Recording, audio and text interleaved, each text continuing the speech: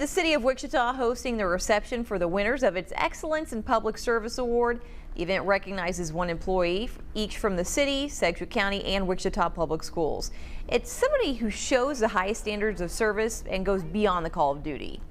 Things that are behind the scenes when emergencies happen, or just when we need a leader or a volunteer to step up. These are the folks that do that, and tonight we're going to celebrate them.